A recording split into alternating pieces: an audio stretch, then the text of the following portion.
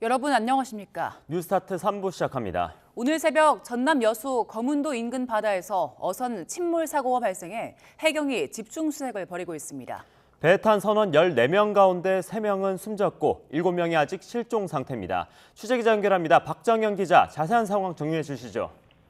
네, 사고가 발생한 건 오늘 새벽 1시 40분쯤입니다. 전남 여수시 거문도 동방해상에서 130톤급 대형 트롤어선이 전복된 건데요. 배가 갑자기 사라지면서 함께 이동하던 선단선에서 신고를 접수했습니다. 당시 배에는 한국인 8명, 외국인 6명 등 모두 14명이 타고 있던 것으로 파악됐습니다. 지금까지 확인된 인원은 7명으로 3명이 사망했고 4명이 구조됐습니다. 해상에 표류하다가 발견된 사망자 2명은 모두 한국인으로 조사됐습니다. 나머지 5명은 사고 선박에서 투하된 구명뗏목에 타고 있다가 해경에 구조됐는데요. 이 가운데 60대 선장은 의식 불명 상태로 심폐소생술을 진행했지만 끝내 숨졌습니다. 나머지는 각각 베트남 국적 2명, 인도네시아 국적 2명으로 저체온 증상은 있으나 의식이 있는 상황입니다. 구조된 선원은 바람과 파도가 너무 강했다며 악천후 때문에 사고가 났다는 취지로 진술했다고 해경 관계자는 전했습니다.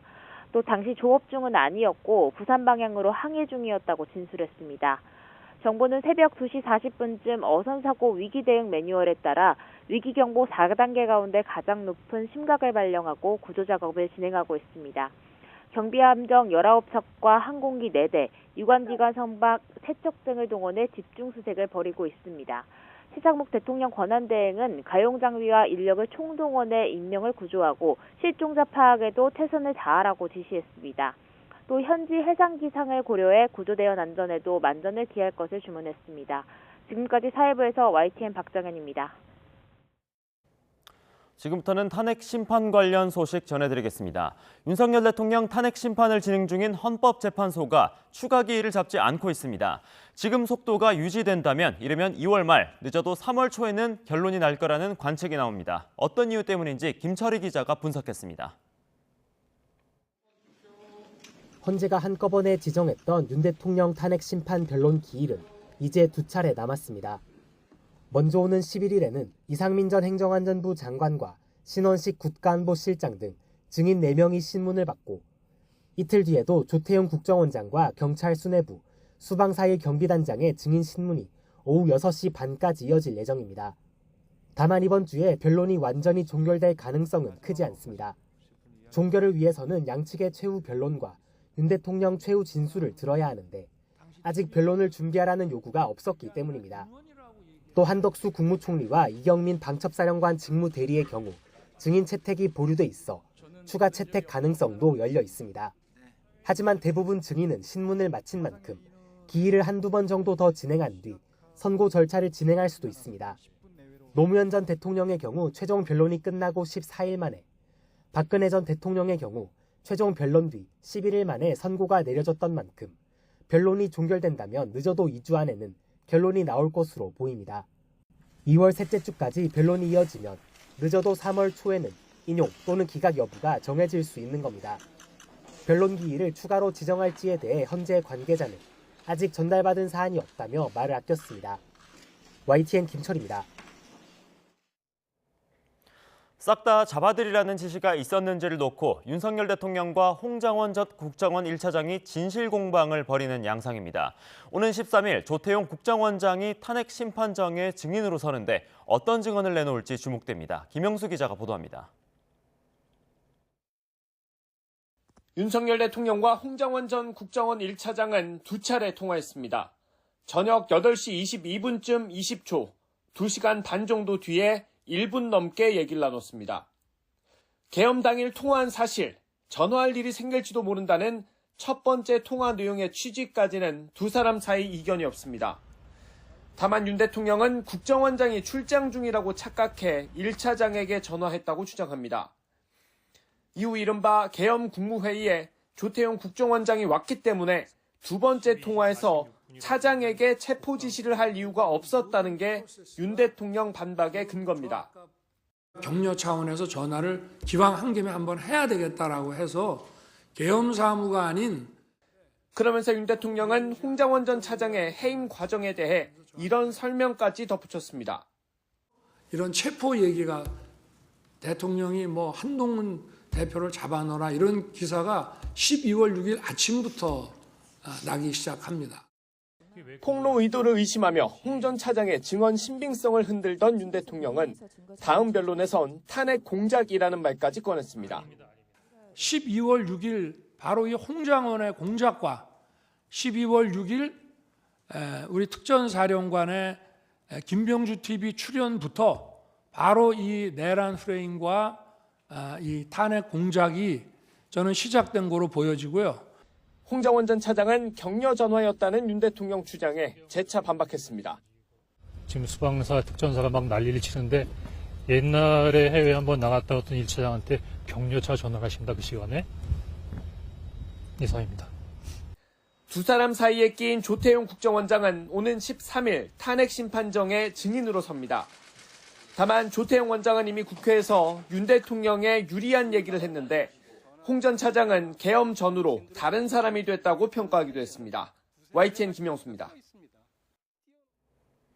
서울 서부지법 폭동 사태 직전에 이를 모의한 의혹이 제기된 온라인 커뮤니티에서 이번에는 헌법재판소 난동을 모의한 정황이 포착됐습니다. 논란이 커지자 뒤늦게 글이 지워졌지만 신고를 받은 경찰이 추적에 나섰습니다. 이승배 기자가 보도합니다. 담을 넘는 게 맞는다. 차를 막고 판사를 끌어내자. 지난달 19일 법원 폭동 사태 전후 유명 인터넷 커뮤니티 DC인사이드에는 폭력 행위를 선동하는 글들이 줄이었습니다. 법원 담벼락 높이와 진입 경로를 분석한 것은 물론 경찰 배치 상황 등이 실시간으로 공유됐고 작성자들은 내란 방조와 선동 혐의로 경찰에 고발됐습니다. 그런데 이 사이트에서 이번에는 헌법재판소 난동을 모의한 정황이 포착됐습니다. 한 이용자가 헌재 주변을 탐색하고 왔다며 헌재 안팎에 사진을 올렸는데 담벼락도 낮고 마음만 먹으면 넘어가기 쉬울 것 같다고 부추겼고 비슷한 글이 잇따르기 시작했습니다. 경찰 차벽을 뛰어넘을 사다리와 야구방망이, 헬멧 등을 준비했다는 글에 이어 헌재 건물 내부 평면도까지 공유됐습니다. 특히 오는 13일 윤석열 대통령에 대한 탄핵 심판 마지막 변론 기일을 표적으로 삼은 듯한 흔적도 발견됐습니다. 이 커뮤니티에서는 헌법재판관과 윤 대통령 내란 혐의 사건의 판사, 야권 정치인 등을 화교로 부르고 있는데 그날은 우리 손으로 화교를 척살하는 날이라는 섬뜩한 글까지 올라왔습니다. 작성자들은 논란이 커지자 뒤늦게 게시글을 삭제하고 나섰는데 신고를 접수한 경찰은 작성자들을 추적하고 있습니다. YTN 이승배입니다. 비상계엄의 위헌 여부에 대한 판단이 헌법재판소 몫으로 넘어간 지 거의 2달이 돼가지만 여야 대치 전선은 오히려 더 가팔라지는 모습입니다. 여당은 헌재 흔들기에 여념이 없고 야당은 새삼 명태균 특검 카드까지 꺼내들었는데 속내는 뭘까요? 정인용 기자입니다. 국민의힘 권영세 비상대책위원장은 신년 기자회견에서 당 화합과 쇄신을 강조한 뒤 곧바로 헌법재판소 공정성 문제를 지적했습니다. 국민이 헌재의 이념적 편향성을 우려하고 있다는 건데 같은 날 아침 회의에선 헌재가 분쟁을 조장하고 있다는 날선 비판도 쏟아냈습니다. 대통령 탄핵 심판 일정을 누가 봐도 무리하게 밀어붙이고 있고 주권자의 뜻을 어기고 새로운 헌법 분쟁을 만들어내고 있는 것은 당 지도부는 잇따라 사전투표 제도를 재고해야 한다고도 언급해 윤 대통령의 부정선거론에 힘을 싣는 게 아니냐는 평가도 나왔습니다. 특히 민주당 이재명 대표를 상대로는 하루가 멀다 하고 맹폭을 퍼붓고 있는데 모두 지지층 결집을 위한 움직임이란 해석입니다. 자신의 재판에서는 무한 지연을 시키고 있습니다. 이재명 대표에게 경고합니다. 기본사회, 기본소득 챙기지 말고 기본도덕부터 갖추길 바랍니다. 최근 당 지지율에서 고전하고 있는 민주당도 다시 대여 공세에 시동을 걸며 반전을 꾀하는 조짐이 감지되고 있습니다.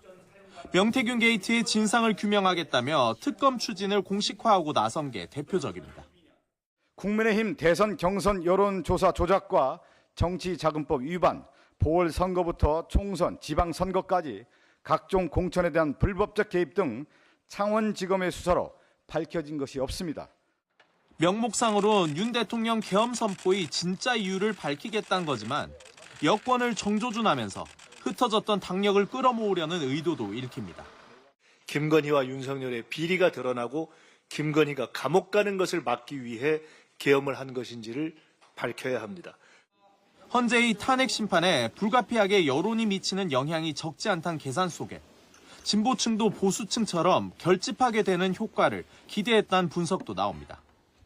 명태균 의혹은 특히 조기 대선 시 등판이 예상되는 오세훈, 홍준표 두 여권 주자를 겨냥할 수도 있어 민주당으로선 일거양득의 노림수로도 보입니다.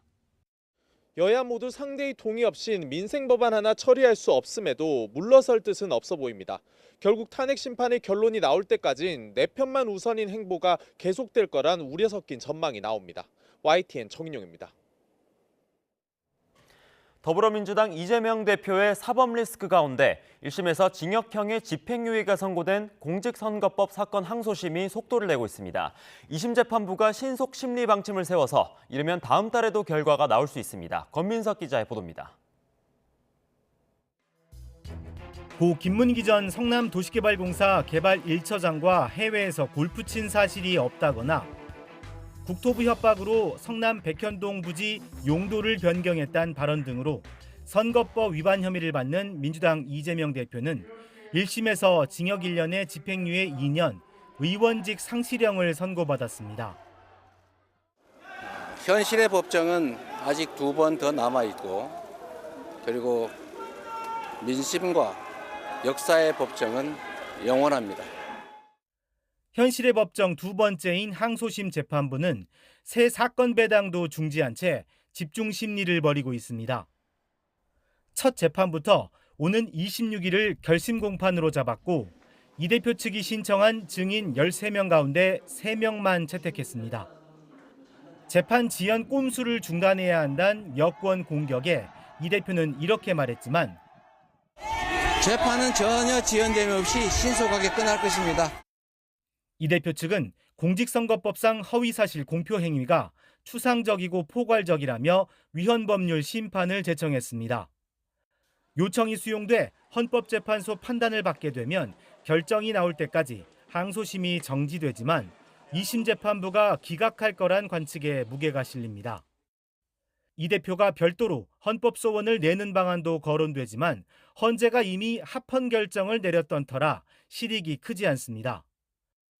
보통 결심 후 선고까지 한 달 남짓 걸리는 걸 감안하면 이르면 다음 달에 항소심 결과가 나올 수 있습니다. 2년 2개월이 걸렸던 1심에 비해 2심은 넉 달로 대폭 단축되는 건데 집행유예형이 대법원에서도 확정되면 유력 대권 주자인 이 대표는 피선거권이 박탈돼 대선 출마가 무산됩니다. YTN 권민석입니다.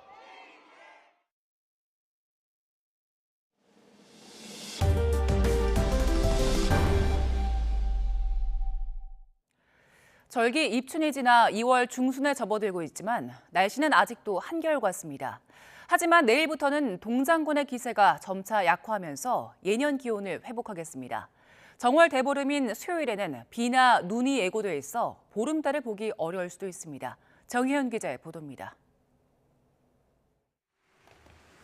절기 입춘을 시샘하듯 함께 찾아온 동장군의 심술에 계절의 시계가 한겨울로 역주행하고 있습니다. 북극에서부터 확장해온 강한 한기의 중심이 한반도를 뒤덮으며 최근 우리나라는 일주일 이상 차가운 공기 안에 갇혔습니다. 중부 내륙 기온이 영하 15도 아래로 떨어지고 서울에는 이번 겨울 들어 처음으로 한파 경보가 내려지기도 했습니다. 충청과 호남뿐 아니라 수도권 등 내륙에도 많은 눈이 내렸고 한파와 폭설 속에 한강변과 인천 앞바다까지 얼어붙었습니다. 우리나라 북쪽 상공으로 강하게 발달한 한기의 중심이 장기간 정체하면서 때늦은 2월 한파가 길게 이어졌고 찬 공기가 서해로 남하해 만든 눈구름이 내륙으로 유입되며 곳곳으로 폭설을 가져왔습니다. 봄을 향해 가는 2월을 한겨울 풍경으로 뒤바꾼 북쪽 한기는 일요일을 기점으로 조금씩 약화할 전망입니다. 기상청은 월요일부터 점차 기온이 오름세로 돌아서기 시작해 점차 평년 기온을 회복할 것으로 예상했습니다. 정월 대보름이 있는 수요일엔 강수가 예상되는데 눈보다 비나 진눈깨비로 내리는 곳이 많겠고 이후 드러날 정월 대보름달은 비가 일찍 그치는 시점이 변수가 될 것으로 보입니다. 12일 날입니다. 기압골의 어떤 이동 속도에 따라서 그리고 뒤따라오는 시베리아 고기압의 이동 속도와 강도에 따라서 12일 날 밤 정도의 날씨가 좀 결정될 것으로 예상이 되고 있습니다. 기압골이 좀 빨리 빠지게 된다면 이 북쪽부터 날씨가 좋아지면서 보름달을 볼 가능성이 있겠고요. 이후 이달 하순부터 3월까지는 예년보다 대체로 기온이 높아 계절의 시계가 봄을 향해 젠걸음을 할 가능성이 큽니다. 다만 초봄까지는 주기적으로 한기가 내려와 꽃샘추위가 찾아오겠고 기온 변동폭이 커질 수 있어 대비가 필요합니다. YTN 정혜윤입니다. 지난해 11월 117년 만에 기록적인 폭설로 경기 남부를 비롯한 수도권 지역의 피해가 컸습니다. 2달여가 지난 지금 최강 한파까지 찾아온 가운데 피해 농민과 상인들은 어떤 상황인지 임예진 기자가 현장에 다녀왔습니다. 비닐하우스가 엿가락처럼 휘었습니다. 지난해 11월 폭설 피해 당시 모습 그대로입니다. 만냥금과 아나나스 등 조경용 화훼 작물을 기르던 곳이지만 지금은 흔적을 찾기도 쉽지 않습니다. 5m 높이 비닐하우스 천장이 폭삭 무너져 내렸습니다. 3년 동안 힘들게 기른 작물은 그대로 갇혀 이렇게 꽁꽁 얼어붙었습니다. 피해를 입은 지 2달이 넘었지만 여전히 복구는 막막합니다. 이거 재생하려면 최하 2년은 걸립니다. 1년에 쓰는 돈이 있는데 지금 하나도 나오는 군역이 없으니까 상당히 어렵죠. 정부는 경기도 내 6개 지자체를 특별 재난지역으로 지정하고 지원에 나섰습니다. 하지만 아직 피해 규모 산정도 안 된 농민들은 보험금 지급은커녕 복구 작업을 시작도 못하고 있다며 답답함을 호소합니다. 기록적인 폭설의 피해 규모도 큰 만큼 지원이 더 필요하다는 입장인데 특히 화훼작물은 장미, 국화 등 일부 품목만 농작물 재해보험에 가입할 수 있는 제도도 개선해달라고 거듭 요청합니다. 채소 같은 경우는 미나리, 상치, 과수, 할 것 없이 농작물 재해보험이 가입할 수 있게끔 돼 있는데 그리고 일반적으로 우리가 화훼 농가에서 하고 있는 380가지의 품목은 아예 작물 재해보험을 제도적으로 가입을 못하게 되는 거예요. 폭설로 지붕이 무너진 농수산물 도매시장도 상황이 비슷합니다. 한창 사람이 붐벼야 할 시간이지만 건물은 출입이 통제됐고 팔지 못한 과일, 채소와 쓰레기들이 여기저기 쌓여 있습니다. 안양시는 TF를 구성해 시설물 복구에 나선 가운데 상인들은 인근 가건물에서 영업을 이어가고 있지만 시장을 찾는 발길이 줄어 걱정이 많습니다. 그러니까 예년보다 저 명절 손님 아주 반 이상 오시지도 않아. 재난당해서 안 하나 보다 이렇게 생각하고 손해가 이만저만이 아니에요. 올겨울 최강 한파까지 찾아온 가운데 폭설 피해 농민과 상인들의 마음은 더 무거워졌습니다. YTN 임혜진입니다. 최근 대만 유명 여배우가 독감 합병증으로 사망하면서 독감에 대한 경각심이 커졌습니다. 우리나라 역시 지난해 12월부터 독감 유행이 지속하고 있는데 합병증을 막기 위해서는 빠른 진단과 적절한 치료가 중요합니다. 이문석 기자입니다. 가수 구준엽 씨의 아내이자 대만 유명 배우인 쉬시시안이 최근 독감으로 인한 폐렴 합병증으로 숨졌습니다. 사망 소식이 알려지면서 대만은 독감 백신을 맞겠다는 사람이 들어 백신 수급에 비상이 걸렸습니다. 유명인의 사망이 독감과 그로 인한 합병증에 대해 경각심을 키운 겁니다. 우리나라는 지난해 12월 20일 발령된 독감 유행주의보가 계속 유지되고 있습니다. 표본감시병원들의 환자 1000명당 독감 환자 수는 1월 초 99.8명으로 정점을 기록한 뒤 4주 연속 감소했습니다. 하지만 여전히 독감 유행 기준인 8.6명을 크게 웃돌고 있습니다. 더욱이 최근 강추위가 이어지고 학생들 개학이 시작돼 안심하기 이릅니다.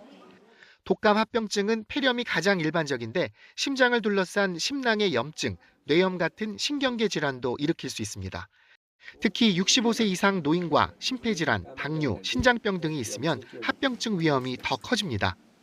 고열과 몸살, 기침 증상이 갑자기 나타나면 빨리 병원을 찾아 진단받고 적절한 치료제를 처방받아야 독감 합병증을 막을 수 있습니다. 기저질환이 있는 분, 또 연세가 있으신 분 또 임신부, 아주 어린 아이들 이런 사람은 이제 합병증이 생길 위험이 더 높아지기 때문에 적극적인 항바이러스제 치료를 고려해야 됩니다. 전문가들은 또 독감에 안 걸리면 합병증 우려도 없는 만큼 고위험군은 지금이라도 예방 백신을 맞으라고 당부했습니다. YTN 임석입니다. 지난주 중국 인공지능 서비스인 딥시크가 몰고 온 여진 속에 미국 트럼프발 관세 충격까지 덮치면서 우리 증시는 급등락을 오갔습니다.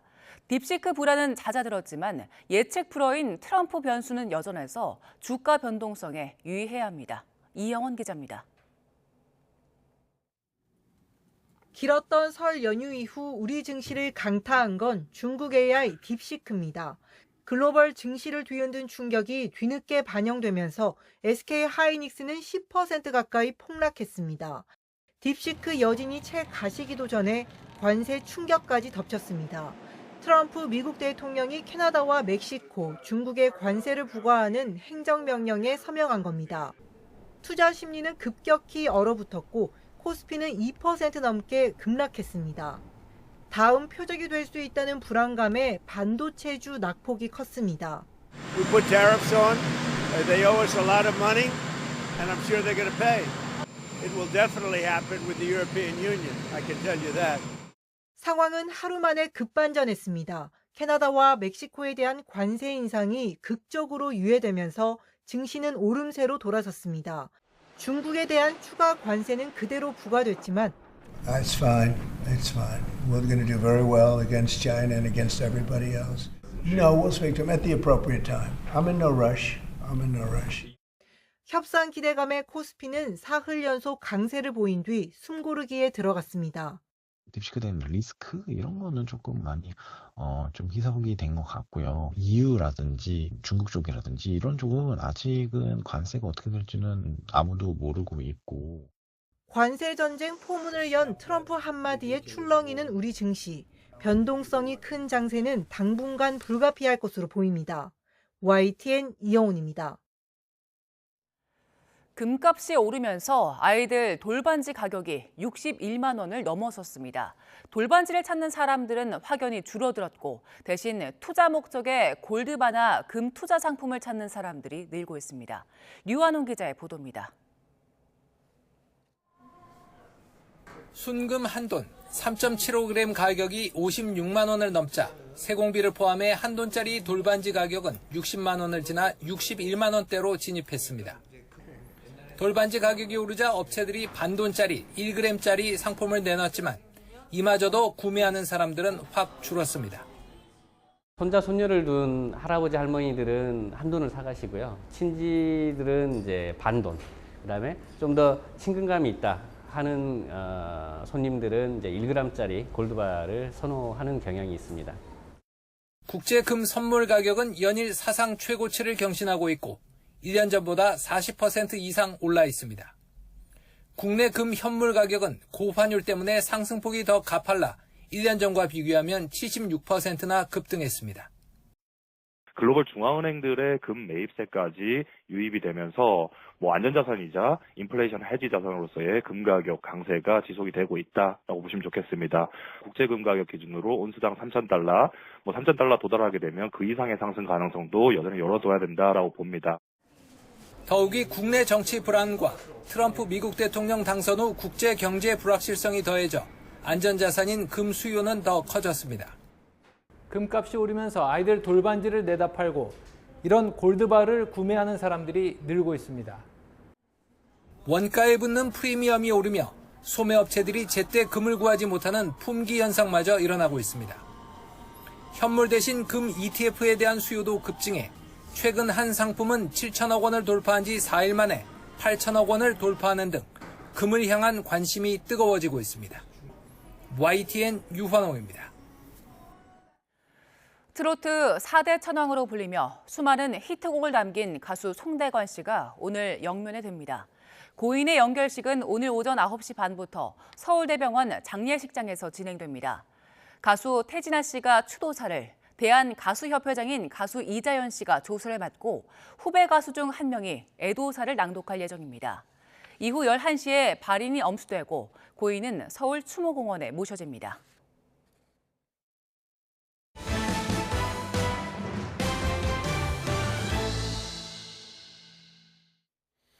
도널드 트럼프 미국 대통령이 두 번째 정상회담으로 이시바 일본 총리를 만난 가운데 외신들은 이시바가 아부의 예술을 선보였다고 평가했습니다. 트럼프 대통령에게 비위를 맞추면서 친분을 쌓았다는 건데 결과적으로 환심을 사는 데 성공했을지 주목됩니다. 워싱턴 권중기 특파원입니다.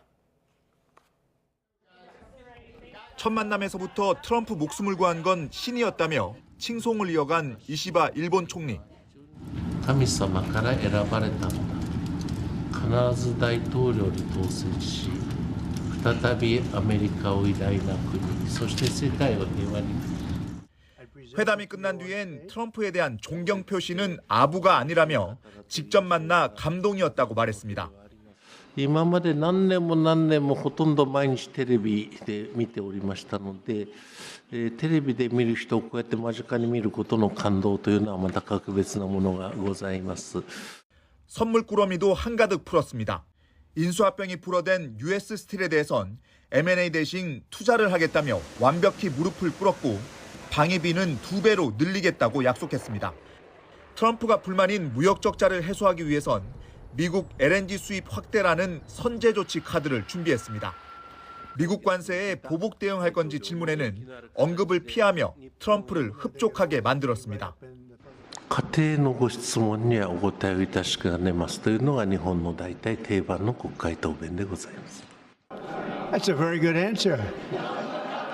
Very good answer. Wow. That's very good. He knows what he's doing. Thank you very much, everybody. Thank you. 미국 언론들은 이시바가 아부의 예술을 선보이며 트럼프와 친분을 쌓았다고 평가했습니다. 트럼프 2기 행정부 들어 북한의 완전한 비핵화 문구를 처음으로 끌어내는 등 현상 유지에 성공한 것만 해도 성과라는 겁니다. 다만 뉴욕타임스는 트럼프가 자신이 필요할 때만 이용한 뒤 쳐내는데 거리낌이 없는 사람이라며 이시바의 아부가 결실을 거둘지에 대해선 물음표를 표시했습니다. 워싱턴에서 YTN 권중규입니다. 트럼프 미국 대통령이 과거 성공 사례로 거론하고 있는 한국 세탁기 관세 정책이 실제로는 기대만큼 경제 활성화에 기여하지 못하면서 소비자 부담은 크게 늘었다는 보도가 나왔습니다.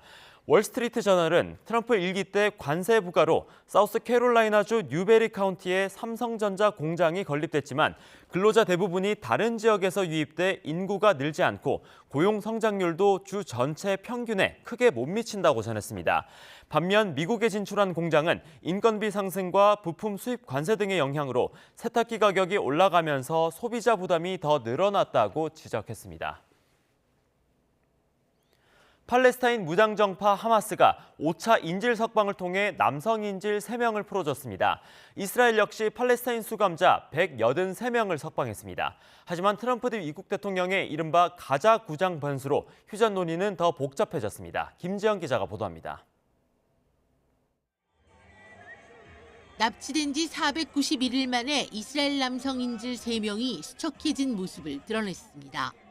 하마스 무장대원들은 이들을 무대에 올려 휴전합의 이행을 촉구하는 메시지를 읽게 한 뒤 국제 적십자사에 인계했습니다.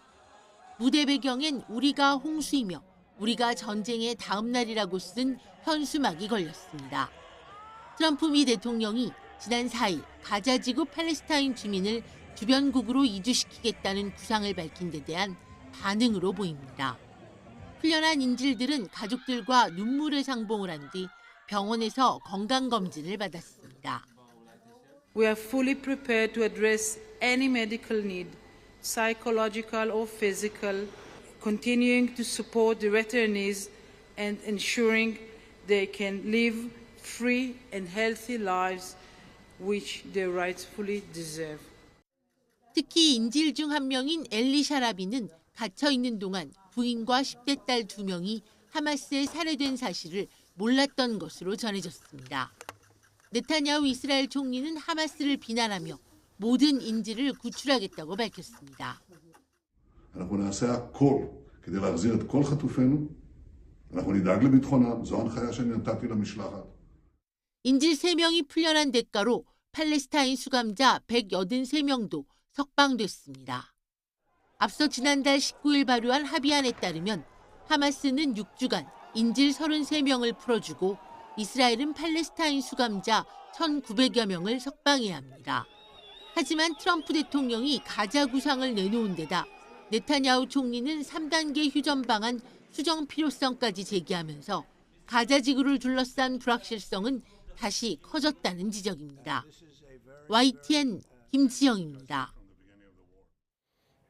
트럼프 대통령은 우크라이나 전쟁에 대해서도 언급했습니다. 빠르게 전쟁을 끝내겠다고 여러 차례 공언했는데요. 이번 주 직접 종전안을 발표할 것으로 전해졌는데 그러나 지금의 계획대로라면 그의 전쟁 해결 외교가 성공할 가능성은 그리 크지 않아 보입니다. 권영희 기자가 보도합니다. 트럼프가 우크라이나 전쟁을 끝내겠다며 언급한 수단이 몇 가지 있습니다. 먼저 러시아에 대한 강력한 제재는 이미 할 만큼 다 한 상황이어서 더 이상의 제재는 무의미합니다. 유가를 크게 내려 러시아 경제에 타격을 주겠다는 엄포도 석유 생산국들이 동의할 리 없습니다. 푸틴 러시아 대통령이 말을 듣지 않으면 우크라이나를 추가 지원하겠다고 했지만 이미 우크라 군사 지원 중단을 발표해버린 상태입니다. 중국에 푸틴을 설득하라고 압박하는 것은 얼마 전 중러 정상이 화상회의를 통해 전략적 협력 강화를 합의하면서 물 건너갔습니다. 쉽게 말해 푸틴을 협상장으로 끌고 올 전략과 수단이 마땅치 않은 상황입니다. He has to essentially convince Putin that he can't achieve his maximum goal, which is to take all of Ukraine.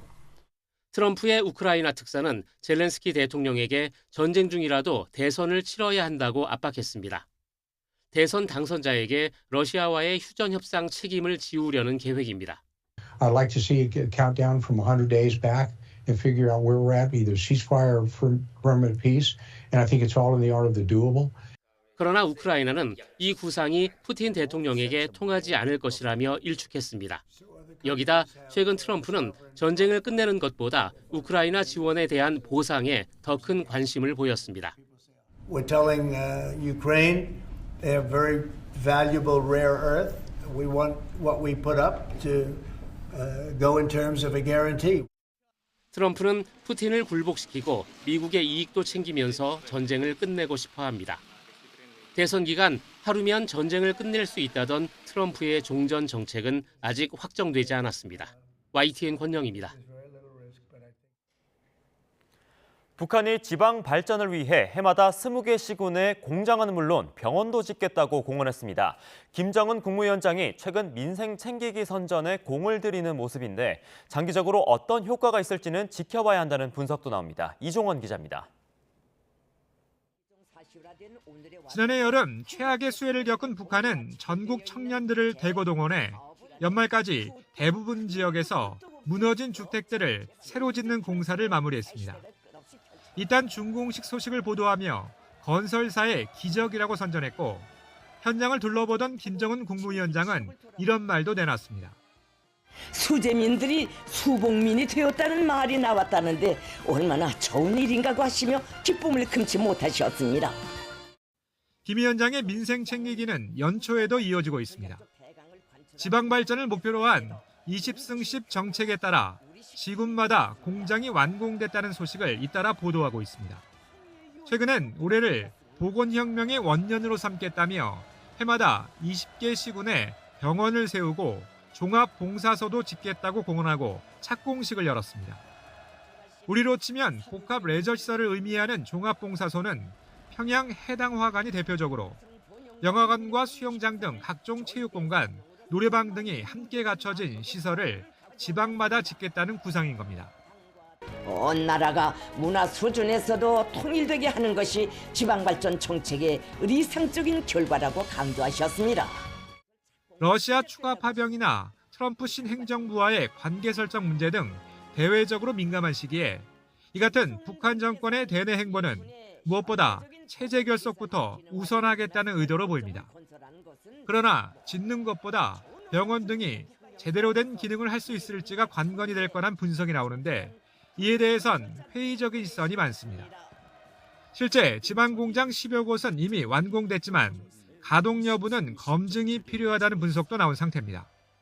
계획 개방에 의한 국제협력의 제도화가 없는 폐쇄적인 북한식 동원형 구제로 진행되는 것은 향후 효과성에 있어 상당히 제한적일 수밖에 없다고 분석합니다. 통일부도 북한이 다방면의 민생 개선을 강조하고 있지만 부족한 자원 등을 고려할 때 얼마나 성과를 낼 수 있을지 지켜볼 필요가 있다고 밝혔습니다. YTN 이종원입니다. 북한에서 근무하던 국제기구 직원들의 복귀가 지연되는 가운데 유엔이 지난해 북한에 필수 백신 710만 회분을 전달했다고 미국의 소리 방송이 보도했습니다. 방송에 따르면 유엔 아동기금은 지난해 동아시아 태평양 지역 인도주의 상황 보고서에서 북한 지원 활동 가운데 가장 중요한 성과로 필수 백신 710만 회분 전달을 꼽았습니다. 종류별 지원 규모를 구체적으로 설명하지는 않았지만 신생아 8만 5천여 명이 B형 간염 백신을 접종받았고 어린이 60만 명이 정기 예방접종을 받은 것으로 파악됐습니다. 제주항공 여객기 참사와 관련해 사고 자체가 조작이라고 주장하는 영상을 올린 유튜버들에 대해 경찰이 수사에 나섰습니다. 대형 참사가 벌어질 때마다 각종 가짜뉴스와 음모론이 판치지만 법제도 미비와 약한 처벌로 비슷한 일이 반복된다는 지적입니다. 양동훈 기자가 보도합니다. 해외 동영상 플랫폼에 제주항공 여객기 참사가 허위 사실이고 사고 사진이나 영상도 모두 조작이라고 주장하는 영상이 수십 개 올라와 있습니다. 트럼프가 이걸 알고 있대. 벼르고 있대. 이거 끝났구나. 애들 이제 다 죽었구나. 여기 관련된 사람들. 유튜브에서 잇따라 채널이 정지되자 플랫폼을 옮겨 계속 가짜뉴스를 전파하는 겁니다. 경찰은 채널 운영자 2명 가운데 주범인 60대 A씨에 대해 구속영장을 신청했습니다. 하지만 A씨는 지난달 말 법원 영장실질심사에 불출석했는데 경찰은 추가 출석 요구에도 불응하면 체포영장 신청까지 검토한다는 입장입니다. 이 밖에도 구조에 나섰던 소방공무원이 순직했다는 내용의 유튜브 조작 영상이 등장해 소방청이 허위사실 유포를 중단해달라고 나서는 등 참사 관련 가짜뉴스가 곳곳에서 판치고 있습니다. 이태원 참사 때도 각시탈 가면을 쓴 사람이 기름을 뿌렸다는 등 음모론이 난무했지만 사실이 아니었습니다. 이렇게 가짜뉴스가 끊이지 않지만 타인을 비방할 목적으로 유포했다는 점이 입증되지 않는다면 처벌할 근거가 없습니다. 명예훼손죄를 적용하려고 해도 허위사실로 인한 피해자가 특정되고 사회적 평판을 떨어뜨리는 내용이 포함됐다는 것까지 입증돼야 합니다. A씨는 세월호 참사 당시 정부의 고의 침몰에 해경이 가담했다는 등의 글을 600여 차례나 인터넷에 올렸는데 해경대원들의 명예를 훼손한 사실이 인정돼 징역 1년 6개월을 선고받았습니다. 하지만 출소 후 이태원 참사, 시청역 역주행 사고, 아리셀 화재 등에 대한 음모론을 퍼뜨리는데도 추가로 처벌받은 적은 없습니다. 영리적으로 이런 행위를 한다거나 상습적으로 이런 행위를 하는 경우에는 처벌을 하는 것을 입법론적으로 고려해 볼 수 있을 것 같습니다. 또 최근 돈을 노리고 SNS에 허위 영상을 퍼뜨리는 경우도 많은 만큼 가짜 정보로 얻은 수익을 환수하는 방안도 검토해야 한다는 지적이 나옵니다. YTN 양동훈입니다. 텔레그램을 이용해 5년 넘게 성착취 범죄를 저질러온 이른바 목사방의 총책 33살 김노관의 신상이 공개됐습니다. 피해자만 233명으로 조주빈 일당의 N번방 사건보다 3배가 넘는 규모입니다. 배민혁 기자가 보도합니다. 올해 처음 신상이 공개된 피의자는 33살 김노관입니다. 스스로 목사라고 칭하며 텔레그램상에서 5년 가까이 성범죄를 일삼아온 이른바 목사방 일당의 총책입니다. 청소년 성보호법 위반 등 19개 혐의를 받는 김노관은 지난 2020년 5월 자경단이라는 이름의 사이버 성폭력 범죄 집단을 결성했습니다. 조직원들에게 집사와 전도사 등 계급까지 부여한 김노관은 텔레그램으로 피해자를 유인한 뒤 성착취물을 찍거나 딥페이크 영상을 만들어 유포한 혐의를 받습니다. 일부 미성년 피해자들에게는 성폭행까지 저질렀는데 지난 1월 검거되기 전까지 5년 가까이 피해자만 234명, 이 가운데 미성년자만 무려 159명에 달합니다. 지난 2020년 세상을 충격에 휩싸이게 한 조주빈 일당 N번방 사건 피해자의 3배를 훌쩍 넘습니다. 김노관은 수사망이 좁혀오던 재작년 말 자신은 절대 잡히지 않는다며 조롱하기도 했지만 경찰은 결국 텔레그램 측 협조를 얻어 지난달 15일 김노관을 붙잡았습니다. 피해자들한테 죄송하지 않습니까? 경찰 추적 피할 수 있을 거라고 생각하신 이유가 뭡니까? 경찰은 김노관 범행의 잔인성과 피해의 중대성을 고려해 신상 공개를 결정했습니다. 익명에 기대 악행을 서슴지 않던 김노관의 신상은 다음 달 10일까지 서울경찰청 홈페이지에서 볼 수 있습니다. YTN 배민혁입니다. 휴일에도 추위는 쉬어가지 않습니다. 벌써 일주일째 한파가 기승인데요. 현재 서울 기온은 영하 9.4도지만 체감 온도는 영하 13도에 가깝고요. 한낮에도 체감 영하권 추위가 이어지겠습니다. 추위 속에 호남 서해안과 제주도에는 눈이 내리고 있습니다. 제주도는 오늘 밤까지, 호남 서해안은 내일까지 1에서 5cm의 눈이 더 내리겠습니다. 미끄럼 사고에 각별히 유의하셔야겠습니다. 서울 등 그 밖의 지역은 대체로 맑겠고요. 동해안 지역은 메마른 날씨가 이어지겠습니다. 중부와 전북, 영남 곳곳으로는 한파특보가 내려진 가운데 현재 서울 기온은 영하 9.4도, 대구는 영하 6.3도를 보이고 있습니다. 낮에도 찬바람이 불며 종일 춥겠는데요. 오늘 서울 낮 기온은 0도, 대전은 2도, 대구는 3도, 부산은 5도를 보이겠습니다. 화요일인 모레부터는 강추위도 누그러지겠고요. 수요일에는 전국에 비나 눈이 내릴 전망입니다. 지금까지 날씨 정보였습니다. 뉴스타트 마칩니다. 잠시 뒤 뉴스와이드가 이어집니다. 시청해주신 여러분 고맙습니다.